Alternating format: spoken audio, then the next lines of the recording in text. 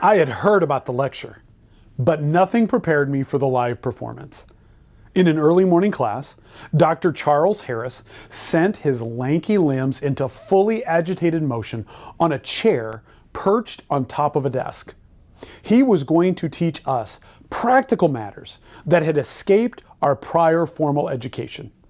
He showed us how to sit on a platform in a physical comedy routine that would have rivaled Cosmo Kramer. He instructed us how to handle napping congregants who found our preaching just a little too soothing. But the most dramatic flourish of flailing arms and legs was reserved for his instruction on how we, as newly minted Pentecostal leaders, would encounter the deeply embedded culture of our special little tribe. He prepped us for lines like this: "We don't need theology, we need more neology." The subsequent 30 years of my life have wrestled within this ministry context. The combination of our simple devotion with optimistic American pragmatism has produced one of the most influential Christian movements in church history. The irony is that our avoidance of formal theological reflection is itself a theological formulation. The avoidance of theology is a de facto theology. Our challenge is not that we lack theology, but that we risk acting in ways not in accordance with our most deeply held theology because we assume that we don't have or maybe even need one. We are often willing to sacrifice long-term effect for short-term and immediate measurables, partly because we don't pause to consider our theology. The global impact of the Assemblies of God in missions effort is a great example. Pentecostals were not the first to think about biblical methods for missions. Others had already written about Paul's missionary methods, but it was left to Pentecostals to embody this theology with earth-shaking impact. Today, Pentecostal charismatic believers make up nearly 1/3 of a billion people. Why?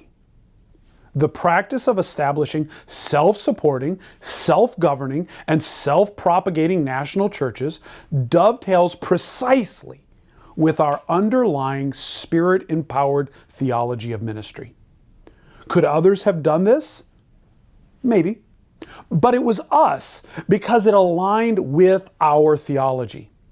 Success in missions is not about the wealth, educational excellence, and civilizing greatness of the sending community, as much as it is about proclaiming the gospel in power, discipling the converts, and introducing them into the creative and dynamic Holy Spirit baptism, which enables them to reach their Jerusalem, Judea, Samaria, and now they're reaching the uttermost parts of the earth. One of the earliest missiological treatments in AG history was by Alice Luce. It was 3 articles in the Pentecostal Evangel in 1921. Each installment was accompanied by an identical editorial note. It said this: "This series of articles entitled Paul's Missionary Methods has been written by an experienced missionary with the express purpose of helping our Pentecostal missionaries to get a clear vision of Paul's method of evangelization.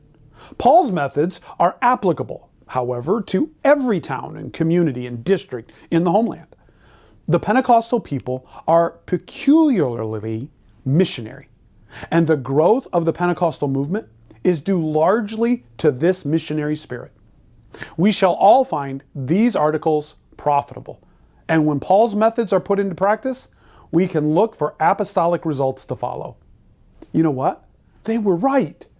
The alignment of our theology and ministry practice is at the root of our effectiveness.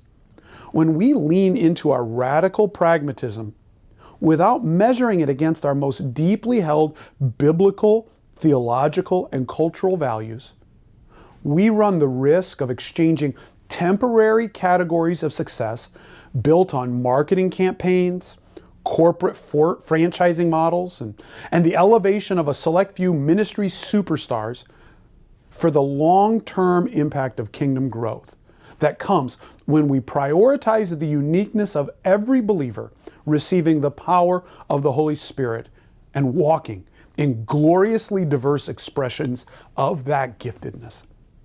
The model of self-supporting, self-governing, and self-propagating churches led by properly formed and Spirit-empowered leaders is more than a ministry model. It is the alignment of our Pentecostal theology with our missiological plan.